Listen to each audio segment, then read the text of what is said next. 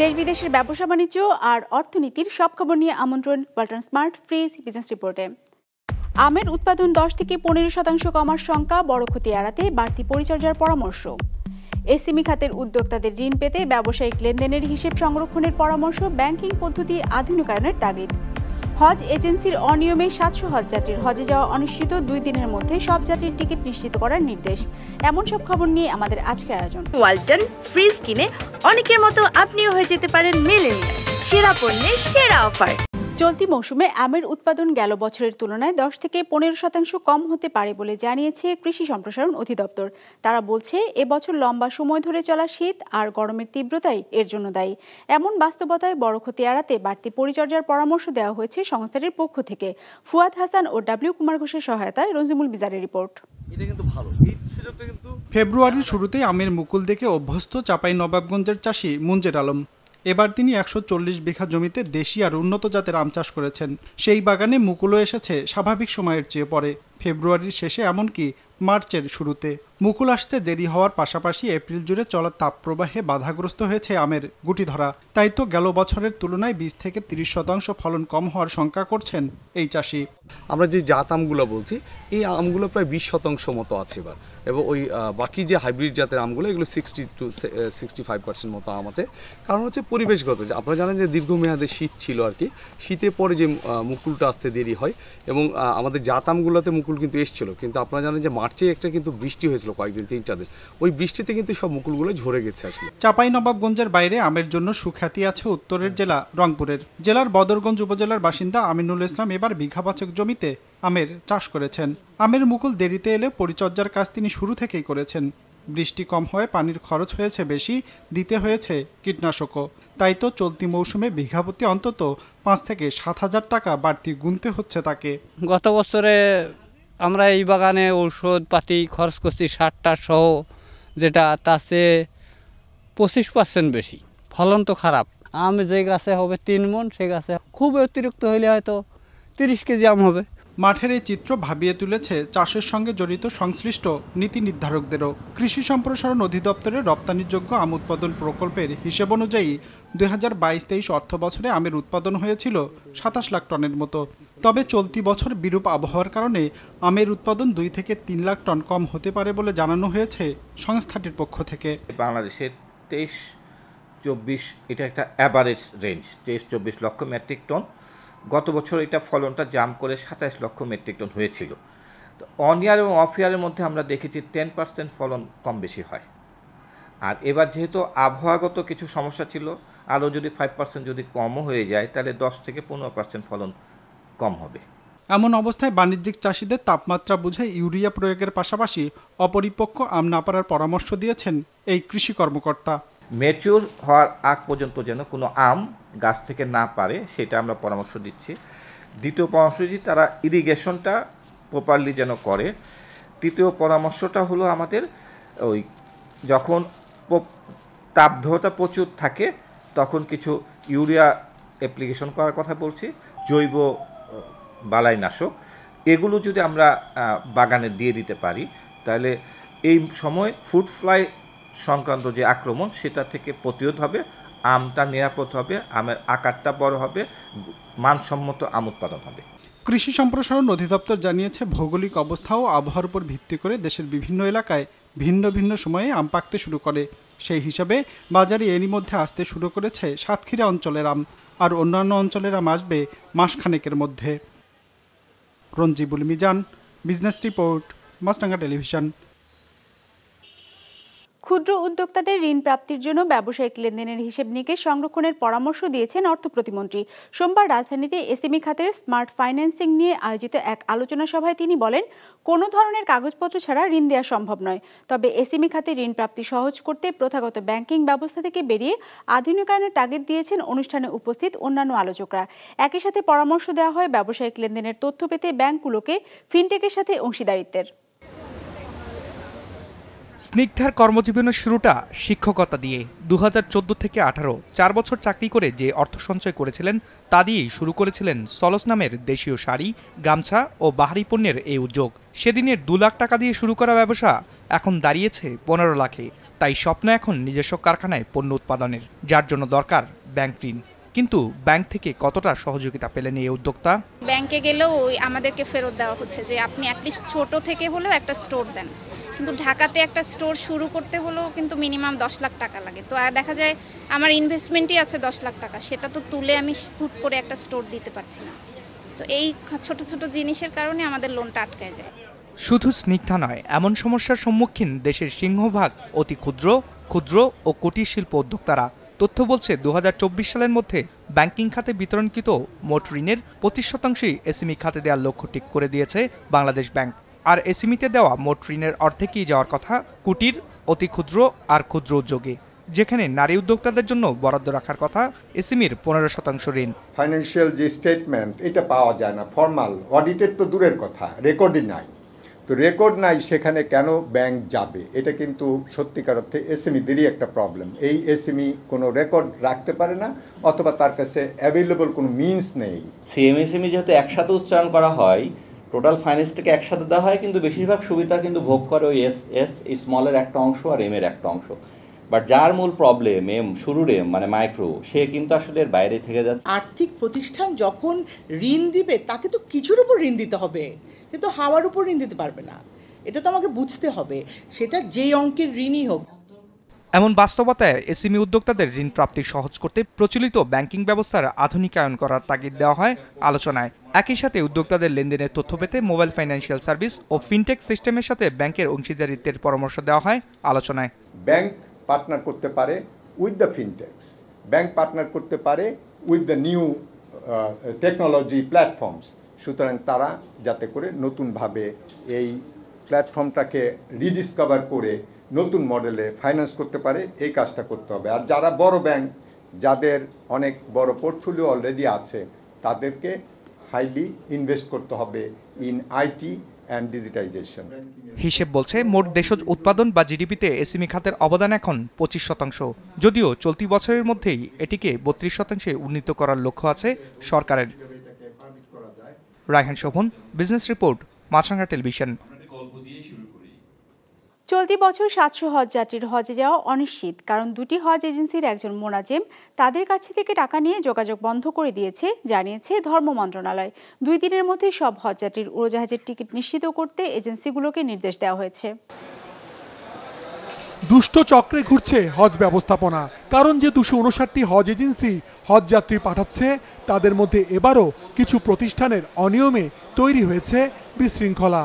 এদের মধ্যে কাউকে কাউকে গেল বছর কালো তালিকাভুক্ত করা হলেও এবার ভিন্ন নামে কার্যক্রম পরিচালনা করছে। যেমন আকবর হজ গ্রুপকে একাধিকবার শাস্তি ও লাইসেন্স বাতিলের পর প্রতিষ্ঠানের মালিক ফারুকি এবার আল রিসান ও নর্থ বেঙ্গল ট্রাভেলসের মাধ্যমে অন্তত 700 হজযাত্রীর কাছ থেকে টাকা নিয়ে তাদের ভোগান্তিতে ফেলেছে, জানিয়েছে ধর্ম মন্ত্রণালয়। আল রিসান এবং আরেকটার নাম নর্থ বেঙ্গল, এই দুইটা এজেন্সির যে ভদ্রলোক আছে লুৎফুর রহমান ফারুকি, এই ভদ্রলোককে আমরা খুঁজতেছি, আমরা পাচ্ছি না, সম্ভবত বাংলাদেশে নেই। তো ওনার ওই এজেন্সির প্রায় 700 মতো হাজি আছে ওনারই। আমরা আশা করি যে এটা আমরা 2-1 দিনের মধ্যে আমরা কমপ্লিট করে ফেলবো। 30-40টা বা 50-25টা 30টা এজেন্সি খুব ডিস্টার্ব করে, এটা থেকে আমরা মুক্তি চাই। এর বাইরে আরও অন্তত 12টি হজ এজেন্সিকে চিহ্নিত করেছে ধর্ম মন্ত্রণালয়, যাদের বিরুদ্ধে নেওয়া হচ্ছে কঠোর ব্যবস্থা। যারা আইডেন্টিফাইড হয়ে গেছে এবং যারা হজযাত্রীদেরকে কষ্ট দেওয়ার চেষ্টা করছে, সেগুলো কিন্তু আমরা তাদেরকে চরম শাস্তি দেওয়ার বিষয়ে সিদ্ধান্ত ইতিমধ্যে প্রক্রিয়াধীন আছে। অভিযোগের তীর যাদের দিকে, সেই হজ এজেন্সিগুলো সংগঠন হাব বলছে সবার যাত্রা নিশ্চিতে তারা কাজ করছেন। হজ ব্যবস্থাপনায় মন্দ লোক থাকা অস্বাভাবিক নয়, তবে মন্দদেরকে এখানে শাস্তির আওতা আনা হয়, তাদের লাইসেন্স বাতিল করা হয়, তাদের জরিমানা করা হয়। আমাদের মূল কাজ এখন সকল হজযাত্রীদেরকে হজে প্রেরণ করা। হজযাত্রার বাকি 21 দিনে যাওয়ার অপেক্ষায় আছেন আরও প্রায় 51,000 জন। এজেন্সিগুলোকে 2 দিনের মধ্যে সব হজযাত্রীদের উড়োজাহাজের টিকিট নিশ্চিতের নির্দেশ দিয়েছে ধর্ম মন্ত্রণালয়। মাশরেক রাহাত, বিজনেস রিপোর্ট, মাছরাঙা টেলিভিশন। ওয়ালটন ফ্রিজ কিনে অনেকের মতো আপনিও হয়ে যেতে পারেন মিলেনিয়াল। সেরা পণ্যের সেরা অফার। পণ্যের গুণগত মান নিশ্চিত করতে Bangladesh standards and testing institute বিএসটিআইকে আরও সক্রিয় করার উদ্যোগ নিয়েছে সরকার। বাড়ানো হবে বিএসটিআইয়ের সক্ষমতা ও লোকবল। বিশ্ব মেট্রোলজি দিবস উপলক্ষে আয়োজিত এক আলোচনায় এসব কথা জানান শিল্পমন্ত্রী নুরুল মজিদ মাহমুদ হুমায়ুন। অনুষ্ঠানে বক্তারা বলেন, বিশ্ববাজারের প্রতিযোগিতায় টিকে থাকতে হলে মানসম্মত পণ্য রপ্তানি করতে হবে। আর রপ্তানিমুখী পণ্যের মান নির্ভর করছে বিএসটিআইয়ের উপর। তাই সংস্থাটির কর্মীদের আরও বেশি সততার সাথে কাজ করতে হবে। দেশের মাছ ও ফলমূল সহ বিভিন্ন খাদ্যপণ্যে ফরমালিন কিংবা ভেজাল রোধে ভোক্তাদের সচেতন হওয়ার আহ্বান জানানো হয় অনুষ্ঠানে। এ সময় শিল্প মন্ত্রণালয়ের সিনিয়র সচিব বলেন, মানদণ্ড ঠিক থাকলে গ্রহণযোগ্যতা বাড়বে। তাগিদ দেন বিএসটিআইকে ব্যবসা বান্ধব হবার। ব্যবসার পরিবেশ উন্নয়নে বিএসটিআইকে মানসম্মত ও আধুনিক করার প্রস্তাব দেন এপিসিসিআই সভাপতিও। বিএসটিআইকে আর এম্পাওয়ারমেন্ট করতে হবে। বিএসটিআইয়ের লোকবল কম, বিএসটিআইকে আধুনিক মানসম্মত যে সমস্ত মেশিন দরকার সেগুলি কিন্তু নাই। আমরা দেখি বন্দরে যখন মাল আসে 4-5 দিন 7 দিন, অনেক সময় 10 দিন পর্যন্ত ল্যাবরেটরির কারণে, টেস্টের কারণে কিন্তু মালটা রিলিজ হয় না। ক্যাপাসিটি সেভাবে বিল্ড আপ হয় না, আমাদের লোকবল নাই। আমরা আমাদের পরিধি আছে, জ্ঞানে আছে, আমাদের বিশাল ক্ষেত্র আছে, কিন্তু সেভাবে আমরা এখনো নিজেদেরকে প্রস্তুত করতে পারিনি। আমাদের ল্যাবরেটরি ক্যাপাসিটি বাড়াতে হবে, আমাদের ম্যান পাওয়ার বাড়াতে হবে প্রত্যেক জেলায়, বন্দর থেকে শুরু করে সব জায়গায়, যাতে স্টাক অফ না হয়। আমাদের আমদানি, আমাদের রপ্তানি কোনোটাতেই যেন লোকাল প্রোডাকশন প্রত্যেকটাই আমাদের মেজার থেকে শুরু করে কোয়ালিটি প্রত্যেকটা মেনটেন্যান্সের জন্য এর বিশাল প্রয়োজনীয়তা এবং বিশাল একটি দক্ষ কর্মবাহিনী দরকার আছে, কর্মী বাহিনী। সামুদ্রিক মৎস্য সম্পদ সুরক্ষা ও উৎপাদন বাড়াতে রোববার মধ্যরাত থেকে সমুদ্রে সব ধরনের মাছ ধরা বন্ধ রেখেছেন জেলেরা। তবে এই সময়টাতে পাশের দেশগুলোয় মাছ ধরার নিষেধাজ্ঞা না থাকায় এদেশের জলসীমায় ফের অন্য দেশের জেলেদের অনুপ্রবেশের আশঙ্কা করছেন তারা। পটুয়াখালী ও ভোলা প্রতিনিধিদের পাঠানো তথ্য ছবিতে ডেস্ক রিপোর্ট। বছরের বিভিন্ন সময় সুযোগ পেলে এদেশের জলসীমায় এসে অবাধে মাছ শিকার করেন পাশের দেশের জেলেরা।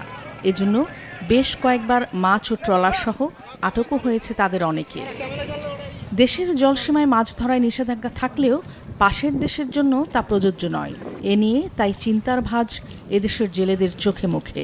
দেশের বুট বইয়া থাকে, ভারতের বুট ডেলি বাই ডেলি ফিশিং করিয়া যাইতে আছে, এরা মাছ ধরিয়া যাইতে আছে, সেগুলিকে কি অভিযান নাই? তাহলে ইন্ডিয়ার বোট বাংলাদেশের ঢুকে হাজার হাজার কোটি টাকার আমাকে সম্পদ হেরা ধরিয়া যাইতে আছে। বিশেষজ্ঞদের মতে পাশের দেশগুলোতে একই সাথে মাছ ধরায় নিষেধাজ্ঞা কার্যকর করা না হলে মিলবে না তেমন সুফল। যখন এরকম একটা সাগর ফ্রি পাওয়া যায় তখন অটোমেটিক অন্য দেশের জেলেরা মাছ, তো এটা অবশ্যই সরকারের বা আমাদের সংশ্লিষ্ট যে মৎস্য অধিদপ্তর আছে তাদের উচিত হলো এটাকে একটা কোইনসাইড করে দুই দেশে আলোচনা করে একটা নির্দিষ্ট একটা ফর্মে নিয়ে আসা। মৎস্য কর্মকর্তারা জানিয়েছে সমুদ্র সীমা রক্ষায় তৎপর রয়েছে নৌবাহিনী। এছাড়া 23শে জুলাই পর্যন্ত 65 দিন সমুদ্রে মাছ ধরা নিষেধাজ্ঞাকালীন জেলেদের প্রণোদনার জন্য জনপ্রতি 86 কেজি চাল বরাদ্দ দেওয়া হয়েছে, যা বিতরণের কথা আগামী মাসের প্রথম সপ্তাহ থেকে। এই সময় আমাদের দেশের নৌযান যেমন মৎস্য আড়ত থেকে বিরত থাকবে, ঠিক পাশাপাশি আমাদের অন্য দেশ থেকে যেন কোনো ডলার না আসতে পারে সেই বিষয়ে আমাদের নৌবাহিনী সচেষ্ট রয়েছে। পটুয়াখালীতে সমুদ্রগামী নিবন্ধিত জেলের সংখ্যা 47,335 জন। মধ্যরাতের আগেই সমুদ্রগামী ছোট বড় সব ট্রলার নিয়ে তারা ভিড়েছেন কলাপাড়ার মহিপুর আলীপুর মৎস্য বন্দরে। মাছ ধরা বন্ধ রেখে জাল গুটিয়ে নিয়েছেন ভোলার সমুদ্রগামী প্রায় 64,000 জেলেও। নাদিয়া আফরিন, বিজনেস রিপোর্ট, মাছরাঙা টেলিভিশন।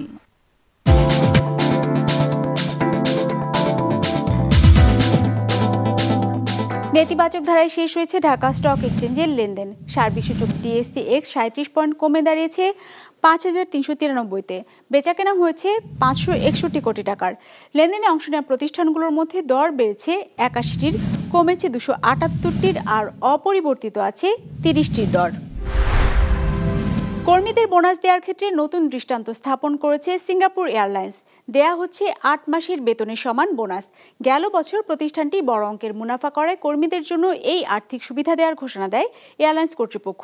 অন্যদিকে কর্মীদের 20 সপ্তাহের বেতনের সমান বোনাস দেওয়ার ঘোষণা দিয়েছে দুবাইয়ের এমিরেটস এয়ারলাইন্স। ডেস্ক রিপোর্টে বিস্তারিত।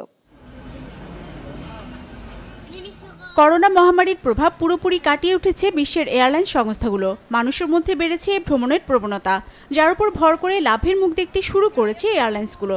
সে তালিকায় ওপরের দিকে আছে সিঙ্গাপুর এয়ারলাইন্স।